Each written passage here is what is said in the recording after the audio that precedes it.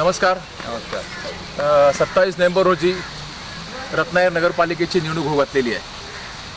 मित्रांनो, आपल्याला माहितीच आहे की निवडणुकीचा बिगुल वाजलेला आहे. प्रचाराला अतिशय वेगाने, शांततेत आणि शिस्तबद्धरित्या प्रारंभ झालेला आहे. रत्नागिरी ही एक ऐतिहासिक नगरी म्हणून ओळखली जाते. नगरपालिकेला रत्नागिरी नगरपालिका एक वेगळा इतिहास आहे आणि ह्या ऐतिहासिक नगरीमध्ये 27 नोव्हेंबर रोजी थेट नगराध्यक्ष पदाकरिता ह्या आपण ज्या ठिकाणी आता आपण इंटरव्ह्यू उभे आहोत ते संसारी उद्यानाचे जनक या रत्नागिरी शहराचे माजी कार्यसम्राट नगराध्यक्ष उमेश शेट्टी आपल्या समोर आहेत. शेट्टी, आपल्याला नमस्कार आणि शुभेच्छा. 27 नोव्हेंबर जवळ 10 दिवस शिल्लक राहिलेले आहेत आणि आपण पुन्हा थेट नगराध्यक्ष म्हणून सामोरे जात आहेत. प्रचाराला आपण सुरुवात केलेली आहे. सगळं काही सुरळीत चालू आहे. आपल्या समोर आता काय चित्र आहे आणि आपण कशा पद्धतीने लोकांसमोर सामोरे जात आहे ते जर आपण सांगूया. आज लोकांसमोर जात असताना मी अभिमानाने सांगेन की लोकांचा पूर्ण पाठिंबा मला आहे.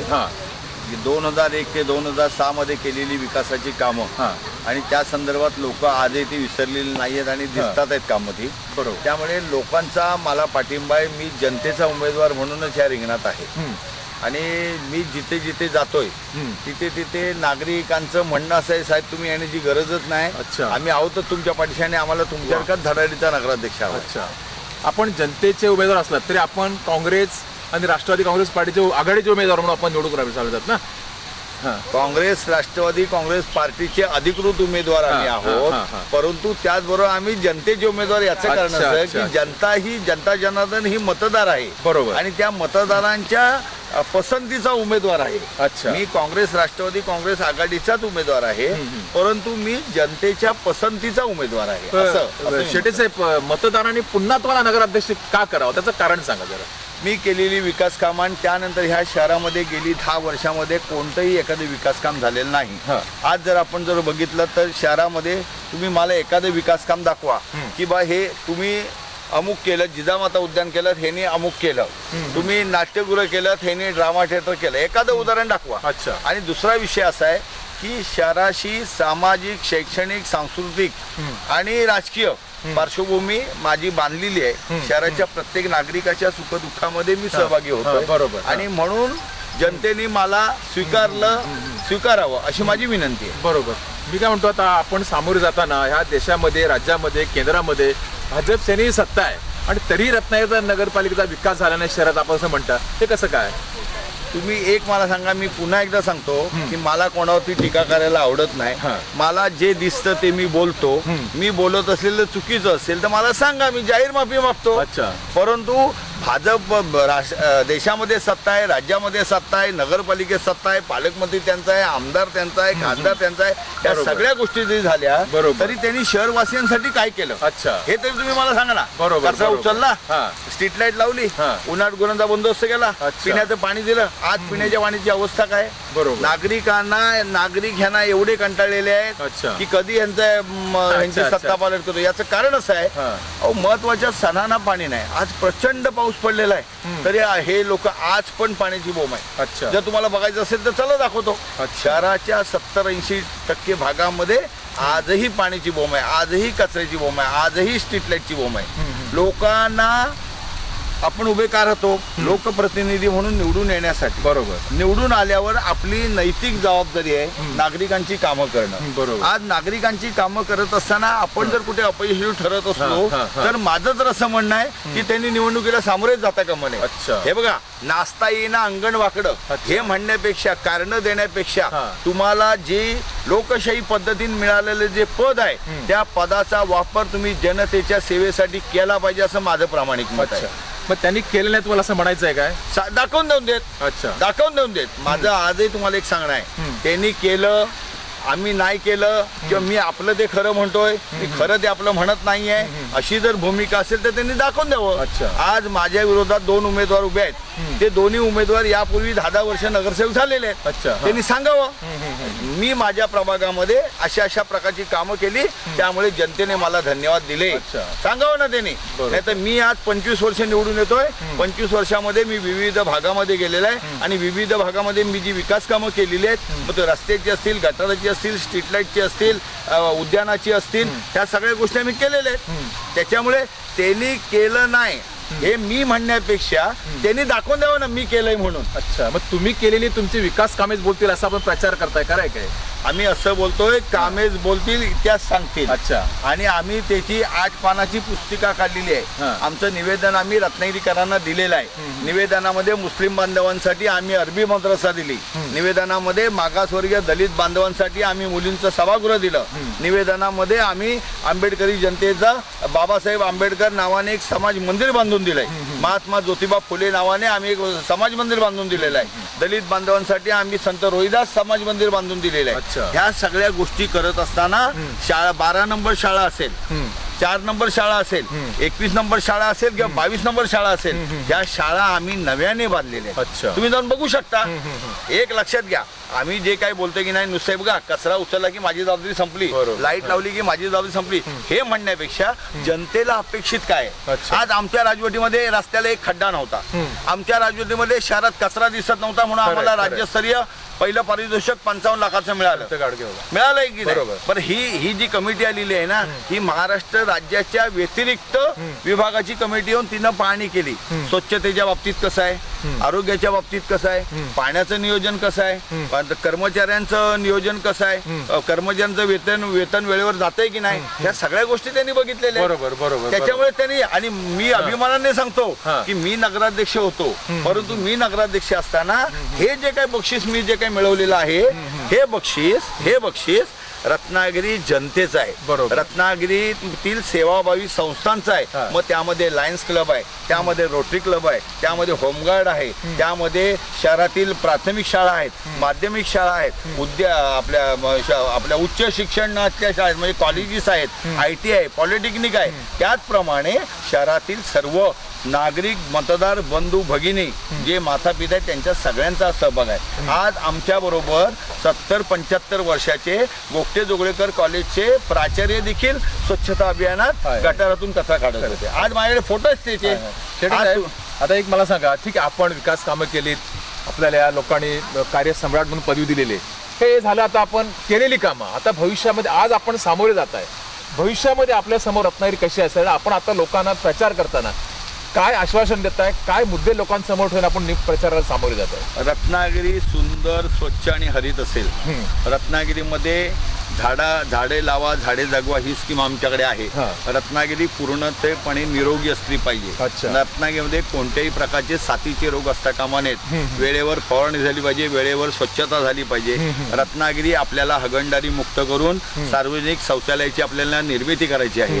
ज्या शौचालयांची दुरावस्था आहे त्या शौचालय आपल्याला चांगल्या प्रकारची करायची आहेत. पण त्याचबरोबर वरच्या भागामध्ये आज नाट्यगृह आहे, खालच्या भागामध्ये आपल्याला एक चांगल्या प्रकारचं सांस्कृतिक केंद्र करायचं आहे. आमच्या रत्नागिरीला मी अभिमानाने सांगतो की लोकमान्य बाळ गंगाधर टिळकांची जन्मभूमी आहे, आपल्या सावरकरांची कर्मभूमी आहे. त्या राष्ट्रीय पुरुषांच्या नावाला साजेशी अशी त्यांची स्मारक असणं आज गरजेचं आहे. ते आज रत्नागिरीमध्ये नाही आहे. आज आपल्या बॉर्डरवरती काही जवान शहीद होतात आहेत. आपल्या जिल्ह्यातील काही तालुक्यातील जवानांच्या आठवणी आपण फक्त पेपरमध्ये वाचतो. आजच्या ह्याच्या गोळीबारात हा जवान शहीद झाला, आपण श्रद्धांजली वाहतो, आपण मनातलं आपलं दुःख प्रकट करतो. पण पुढे काय नाही, उद्याच्या भावी पिढीला आपले जवान कुठे शहीद झाले, त्यांचं पूर्ण नाव काय, त्यांचं हे काय, त्यांची आठवण करण्यासाठी एक आपण शहीदांचं स्मारक देखील या रत्नागिरीकरांना, पर्यटकांना रत्नागिरी उपलब्ध करून देणार आहोत. शेटे साहेब, आपण अनेक वर्ष नगराध्यक्ष होतात, नगरसेवक आता आहेत,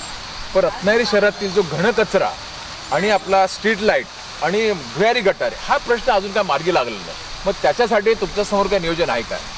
2003-2004 मध्ये मी नगराध्यक्ष असताना घनकचऱ्याच्या प्रकल्पाची 1,41,00,000 आपण निविदा काढलेली आहे. ती निविदा दैनिक रत्नागिरी मध्ये प्रसिद्ध झालं, निविदा आली, त्याला मंजुरी झाली, सगळं झालं, प्रत्यक्षात काम चालू आलं. परंतु रत्नागिरी लगत असलेल्या दांड्यारम जवळची ग्रामपंचायत, ती ग्रामपंचायत अन्य पक्षाची, उमेश शेटे राष्ट्रवादी काँग्रेस पक्षाचा, 100 मीटरच्या रस्त्यावरून हा वाद निर्माण झाला. माननीय जिल्हाधिकाऱ्यांच्याकडे असणारे त्यांचे अधिकार, त्याच्यामध्ये आपण सदर ऍक्विजिशन साठी प्रस्ताव पाठवला. परंतु काही विघ्न संतोषी लोकांनी न्यायालयात जाऊ नये त्या प्रकल्पाला स्थगिती घेतली. परंतु आज मी आपल्याला सांगतो की माननीय सुप्रीम कोर्टाच्या आदेशाप्रमाणे कंपल्सरी घनकचरा प्रकल्प झाला पाहिजे. ओला कचरा असेल, सुका कचरा असेल किंवा बायो वेस्ट म्हणजे जे मेडिकल हॉस्पिटल मधून जे काही सर्जिकल करून जे काही अवयव हे होतात त्याचं देखील उच्चाटन योग्य प्रकारे झालं पाहिजे. अशा प्रकारचा घनकचऱ्याचा प्रकल्प आपण येत्या काही महिन्यात कार्यान्वित करणार आहोत असं माझ्या वचननाम्यामध्ये मी दिलेलं आहे. सकाळी 7 वाजण्याच्या पूर्वी शहरातील सगळा कचरा, गल्ली बोळातील कानाकोपऱ्यातील सगळा कचरा कुंड्यातील कचरा उचलला जाईल असं वचन देखील मी रत्नागिरीकरांना या नगरपालिकेच्या निवडणुकीच्या माध्यमातून देत आहे. शेटे साहेब, आघाडीचे उमेदवार आपलं चिन्ह घड्याळ असेल, लोकांनी काय करावं 27 नोव्हेंबरला? 27 नोव्हेंबरला लोकांनी घड्याळाच्या समोरचं बटन दाबून आघाडीचे जे उमेदवार आहेत त्यांना विजयी केलं पाहिजे. हात निशाणीच्या समोरचं बटन दाबून त्यांनी हाताच्या समोरचं बटन दाबलं पाहिजे आणि काँग्रेस राष्ट्रवादी आघाडीच्या उमेदवारांना प्रचंड बहुमताने विजयी केलं पाहिजे की रत्नागिरी नगर परिषदेमध्ये येणाऱ्या 27 नोव्हेंबर रोजी होणाऱ्या निवडणुकीमध्ये काँग्रेस राष्ट्रवादीचं बहुमत असलं पाहिजे असं माझं प्रामाणिक मत आहे. आपण प्रचार करताना कोणते मुद्दे तुम्हाला अडचणीचे वाटतात शहरामध्ये?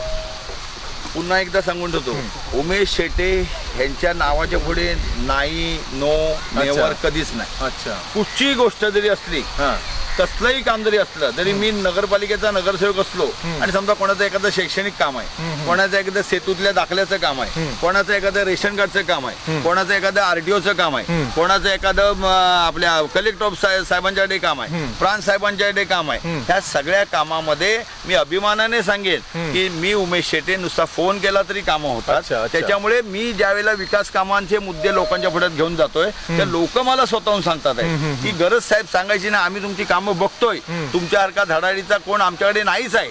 म्हणून तर मी सांगितलं ना, मी शासनाला धन्यवाद देतो की शासनाने थेट नगराध्यक्ष पदाची निवडणूक लावली. याचं कारण असं आहे की जनतेला त्याच्या पसंतीचा उमेदवार नगराध्यक्ष मिळणार आहे. बरोबर, लक्षात आलं काय? पण शेटे साहेब, या ठिकाणी विद्यमान आमदार, माजी पालकमंत्री उदय सामंत आहेत, खासदार आहेत, आमदार आहेत, सर्व पक्ष म्हणजे सेनेमध्ये भाजपमध्ये रत्ती महारथी नेते असताना आपण एकले सामोरे जात आहेत. हे कसं काय शक्य आहे सगळ्या गोष्टी? एक लक्षात घ्या, आमच्या पक्षाचे राष्ट्रीय अध्यक्ष, ह्या देशाचे माजी कृषी मंत्री आदरणीय शरद पवार साहेब, शरद पवार साहेबांनी राज्याच्या लेवलला अजितदादा असतील, सुनीलजी तटकरे साहेब असतील, जयंतराव पाटील साहेब असतील, अशी मातब्बर मंडळी या राष्ट्रवादीमध्ये चांगल्या प्रकारची तयार केलेली आहेत. या मंडळींनी जिल्हा लेवलला भास्कर शेठ जाधव असतील, शेखरजी निकम असतील, ह्या मंडळीने तयार केलेलं आहे. ह्या मंडळींनी शहर पातळीवरती उमेश शेटे आहेत, बशीर मुर्तुजा आहेत, अशी मंडळी तयार केलेली आहे. त्याच्यामुळे त्यांच्याबरोबर आमदार गेले काय, खासदार गेले काय किंवा अन्य मान्यवर कोण गेले काय, हे गेले तर त्यांचा हक्क आहे. आमच्या बरोबर आमचे आमदार आले पाहिजेत की आमचे खासदार आले पाहिजेत हे म्हणण्यापेक्षा नगरपालिकेची निवडणूक आहे. नगरपालिकेच्या निवडणुकीला नागरिकांना काय अभिप्रेत आहे, उमेदवार कसा असावा. एक लक्षात घ्या, काही ठिकाणी मी ग्रॅज्युएट आहे, मी BSc केलेला आहे, मी डबल ग्रॅज्युएट आहे, करायचंय काय? नागरिक समस्या, नागरिक शास्त्र जे आपल्याला 4वी 5वीला जे शिकवण्यात आलं ना, नागरिक शास्त्र म्हणजे नागरिकांच्या कशा सेवा बजवायच्या, हे सगळ्यात महत्वाचा विषय आहे. तुम्हाला एक सांगून ठेवतो, रत्नागिरी नगर परिषदेचा नगराध्यक्ष मी ग्रॅज्युएट आहे, मी शांत स्वभावाचा आहे, मी गोड आहे, मी प्रेमळ आहे, मी अमुक आहे, असं नाही चालत. आपल्याला जर समजा कुठचा निर्णय करायचा असेल तर कटू नियम, आपल्याला कटू निर्णय आपल्याला कधी कधी कार्यकर्त्यांच्या विरोधात जाऊन देखील घ्यावे लागतात जनहितासाठी. त्याच्यामुळे कोण कोणाच्या पाठून प्रचार करतो हे म्हणण्यापेक्षा आमचा अनुभव काय आहे आणि आम्ही जनतेला काय देऊ शकतो. आजपर्यंत लोकांनी भरपूर आश्वासनं दिली. त्या मेहतर समाजाला गेल्या निवडणुकीमध्ये असं सांगण्यात आलं जानेवारी 16च्या की तुम्हाला आम्ही दिवाळीपूर्वी घरं देऊ म्हणून. जाऊ त्यांना जाऊन विचारावं, पुन्हा निवडून आल्यावर पुन्हा तिथे गेले काय? आज काल मी त्यांच्याकडे गेलो होतो, त्यांना विचारावं म्हटलं तुमची घरं जुनी दिसतायत हो, असं कसं काय? काय हो साहेब म्हणतो, नुसतं छापावरून जातात, आता येतील का आमच्याकडे? अशाही आहे. पोलीस लाईनीची गटाराची अवस्था एवढी आहे, पोलिसांच्या बाबतीत अतिशय कीव करायची वाटते.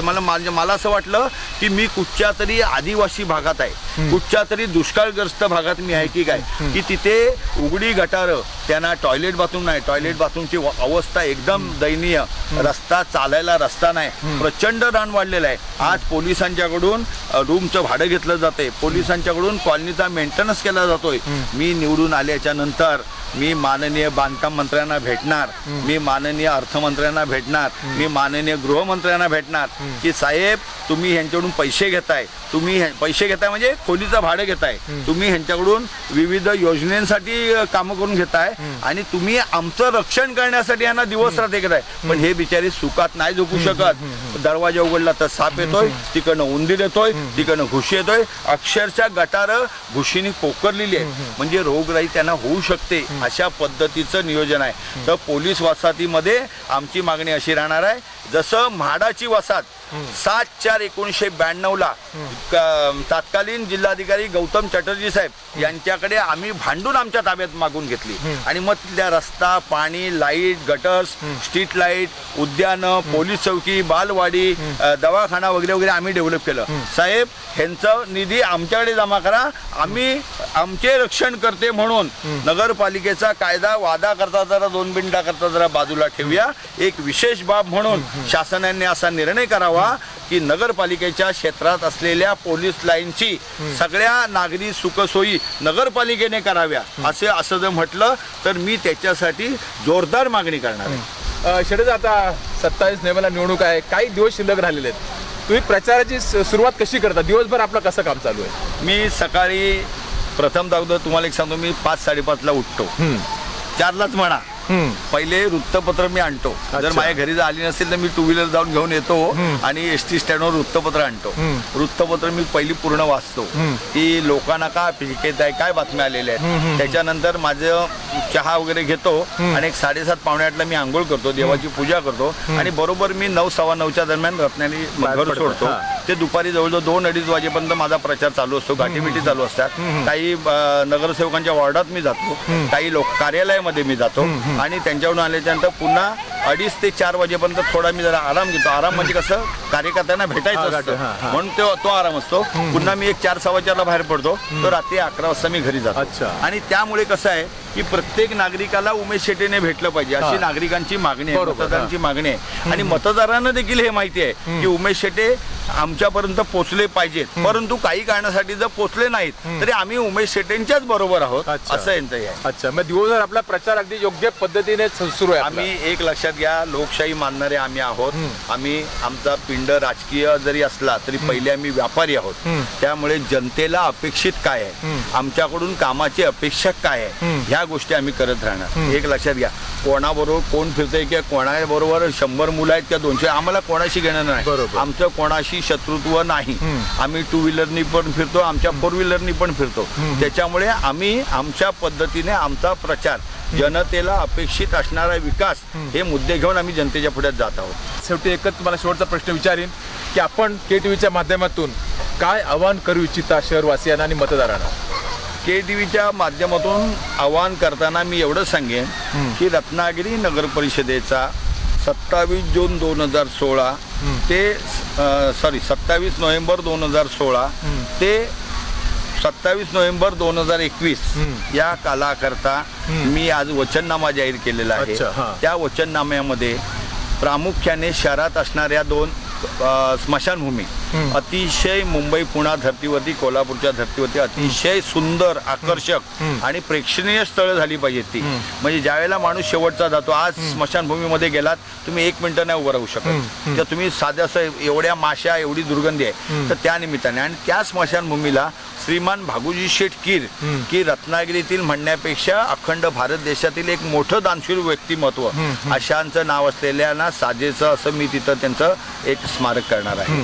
दुसरा विषय असा आहे, मुस्लिम बांधवांसाठी यापूर्वी आपण अरबी मदरसा बांधून दिलेली आहे, परंतु मुस्लिम बांधवांची असणारी कब्रस्थानं आणि त्यांची असणारी दुरवस्था ही टोटली आपण स्वच्छ करून तिथे लागणाऱ्या सगळ्या सुखसोयी, मग तिथं पार्किंगची व्यवस्था असेल, गेट असेल, कमानी असेल, वजू करण्यासाठी आपल्या नळ पाण्याची योजना असेल, अशा स्ट्रीट लाईट असेल, अशा सगळ्या व्यवस्था आपण करणार आहोत. शाळांची आज जी दुरवस्था आहे, 2 नंबर शाळा आज मोडखळीला आलेली आहे, पडायला आलेली, मुलं तिकडनं शिफ्ट झालेली आहे. स्ट्रक्चरल ऑडिटरनी ह्याच्यात वापरण्यास योग्य नाही म्हणून ऑडिट केलेलं आहे. तर त्या अनुषंगाने ती शाळा लोकमान्य बाळ गंगाधर टिळक त्या शाळेमध्ये शिकलेले आहेत, म्हणून त्यांची एक स्मृती आणि म्हणून आठवण्यासाठी म्हणून आपण ती एक अद्ययावत शाळा बांधणार आहोत. दुसरा विषय खालच्या भागातील लोकांसाठी एक जसं आपण वरती जलतरण तलावाची संकल्पना केली, आज तो जिल्हा क्रीडा समितीच्या ताब्यामध्ये जागा नगरपालिकेची आहे, तशी स्वतःची जागा नगरपालिकेची आरक्षित केलेली आहे खालच्या भागातील लोकांसाठी।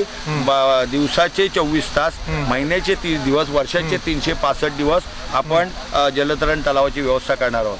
पाण्याचं नियोजन जे आपण करणार आहोत त्या पाण्याच्या नियोजनामध्ये दररोज आठवड्याचे 7 दिवस, महिन्याचे 30 दिवस आणि वर्षाचे 365 दिवस आपण रेग्युलर पाणी देणार। त्याच्यामध्ये लाईट गेलाय, पाईप फुटलाय, जनरेटर बिघडलाय असल्या कुठलीही कारणं आमच्याकडे असणार नाहीत। आणि अलिमिया काजी साहेब, मी दुसरा एक आणखीन विषय सांगतो, हिंदूंचे सण असून देत, मुस्लिमांचे सण असून देत, ख्रिश्चनांचे सण असून देत, मग गणपती असेल, गौरी असेल, दिवाळी असेल, दसरा असेल, गुढीपाडवा असेल किंवा नववर्ष असेल, रमजान ईद असेल, बकरी ईद असेल, आपली मोठी रात्र असेल किंवा मोहरम असेल, क्रिसमस असेल, अशा ह्या लोकांच्या पवित्र सणाला दिवसातून 2 वेळा पाणी आम्ही त्या दिवशी नागरिकांना देणार आहोत, अशी आमची संकल्पना आहे। त्याच्यामुळे कचरामुक्त रत्नागिरी, टँकरमुक्त रत्नागिरी, खड्डेमुक्त रत्नागिरी, सुंदर रस्ते आम्ही नागरिकांना देणार आहोत। आज ज्या उद्यानात आपण उभे आहोत हे उद्यान आपण एकूण 3 महिन्यामध्ये तयार केलेलं आहे। अशा प्रकारची शहरामध्ये विविध ठिकाणी उद्यानं आणि एक आकर्षक उद्यान भगवतीला की समुद्राच्या लाटांचा, समुद्राच्या आवाजाचा आणि समुद्राचा सहवास लाभलेलं, देवी भगवतीचा आशीर्वाद असलेलं ही जी जागा आहे, अतिशय चांगल्या प्रकारचं किल्ल्यावासियांना तिथं आपण एक उद्यान उभं करून देतोय। ते देखील येणाऱ्या जून महिन्यापर्यंत ते उद्यान पूर्ण असेल आणि मी अभिमानाने सांगेन त्या शहराच्या जनता मला निवडून देणारच। 16 जून 2017 रोजी त्या उद्यानाचं माझ्या वाढदिवसाच्या दिवशीच आपण ओपनिंग करणार आहोत। धन्यवाद, शुभेच्छा तुम्हाला। अजून काय आपण आवाहन करू त्या जनतेला, शेवटचं एक निशाणी सहित आवाहन करा। मी रत्नागिरी शहरातील जनतेला हात जोडून विनंती करेन की 27 नोव्हेंबर 2016 रोजी रत्नागिरी नगर परिषदेची निवडणूक होत आहे। प्रभाग क्रमांक 1 मध्ये अविनाश धोंडू खेडेकर, वीणा रेडीज ह्या आमच्या राष्ट्रवादी काँग्रेस पार्टीच्या उमेदवार आहेत, त्यांची निशाणी घड्याळ आहे। प्रभाग क्रमांक 2 मध्ये दीपाली मलुष्टे, राहुल रवींद्र सुर्वे हे आमचे उमेदवार आहेत, त्यांची निशाणी घड्याळ आहे। प्रभाग क्रमांक 3 मध्ये राष्ट्रवादी काँग्रेस पार्टीचे समीर धारी व संध्या कुसुमकर, इंदिरा काँग्रेसची समीर धारींची निशाणी घड्याळ आहे, संध्या कुसुमकरांची निशाणी हात आहे। प्रभाग क्रमांक 4 मध्ये राष्ट्रवादी काँग्रेस पार्टीचे मुसा काजी व कौशल्या शेटे उभे आहेत, त्यांची निशाणी घड्याळ आहे। प्रभाग क्रमांक 5 मध्ये मिलिंद मिरकर आहेत, सिद्धी चव्हाण आहेत, या दोन्ही राष्ट्रवादीच्या आहेत, आघाडीच्या आहेत, त्यांची निशाणी घड्याळ आहे। प्रभाग क्रमांक 6 मध्ये ॲडव्होकेट मिलिंद पिलणकर, रुपाली पेटकर आहेत, यांची रुपाली पेटकर यांची अरुणा पेटकर आहेत, अरुणा पेटकर यांची निशाणी घड्याळ आहे। ॲडव्होकेट मिलिंद पिलणकर यांची निशाणी हात आहे। तुम्ही त्या दोघांच्या निशाणीच्या समोरचं बटन दाबून विजयी करायचं आहे। प्रभाग क्रमांक 7 मध्ये सुदेश सदानंद मयेकर आहेत, त्यांची निशाणी घड्याळ आहे। सिद्धी गणेश कदम आहेत, त्यांची निशाणी घड्याळ आहे, घड्याळच्या समोरचं बटन दाबून विजयी करायचं आहे। प्रभाग क्रमांक 8 मध्ये साहिल पठाण आहेत आणि ऋतिका पालकर आहेत, त्यांची निशाणी घड्याळ आहे, घड्याळच्या समोरची बटन दाबून विजयी करायचा आहे। प्रभाग क्रमांक 9 मध्ये मकरंद उर्फ बाबू खातू आहेत आणि श्रीमती पेजे मॅडम आहेत, त्यांची निशाणी हात आहे आणि मकरंद खातू यांची निशाणी घड्याळ आहे, घड्याळाने हाताच्या समोरचं बटन दाबून त्यांना विजयी करायचं आहे। प्रभाग क्रमांक 10 मध्ये अभिजित गुरव आहेत, राष्ट्रवादी काँग्रेसचे शलाका सुर्वे आहेत, राष्ट्रवादी काँग्रेसच्या त्यांच्या निशाणी घड्याळ आहे, घड्याळच्या समोरचं बटन दाबायचं आहे, त्यांना विजयी करायचं आहे। प्रभाग क्रमांक 11 मध्ये इंदिरा काँग्रेसचे प्रणित पिलणकर आहेत आणि स्नेहाली नागवेकर आहेत, राष्ट्रवादीच्या पिलणकर यांची निशाणी हात आहे, नागवेकर यांची निशाणी घड्याळ आहे, दोन्ही ठिकाणची बटणं दाबून त्यांना विजयी करायचे आहेत। प्रभाग क्रमांक 12 मध्ये आमचे सोहेल साखरकर आहेत, उज्ज्वला शेटे आहेत, दोन्ही राष्ट्रवादीचे आहेत, दोन्हीची निशाणी घड्याळ आहे, घड्याळच्या समोरचं बटन दाबायचं आहे, त्यांना विजयी करायचं आहे। प्रभाग क्रमांक 13 मध्ये श्रीनिवास उर्फ बाबू तळेकर आहे व आफरीन होडेकर आहे, होडेकर आमच्या राष्ट्रवादीचे आहेत, बाबू तळेकर हे काँग्रेसचे आहेत, त्यांची निशाणी हात आहे, हाताच्या समोरचं बटन दाबायचं, घड्याळच्या समोरचं बटन दाबायचं आणि त्यांना विजयी करायचं आहे। प्रभाग क्रमांक 14 मध्ये रुपेश उर्फ बाब्या नागवेकर आहे आणि त्याचप्रमाणे अमृता पावसकर आहेत, नागवेकर हे काँग्रेसचे आहेत, त्यांची निशाणी हात आहे, हाताच्या समोरचं बटन दाबा, त्यांना विजयी करा।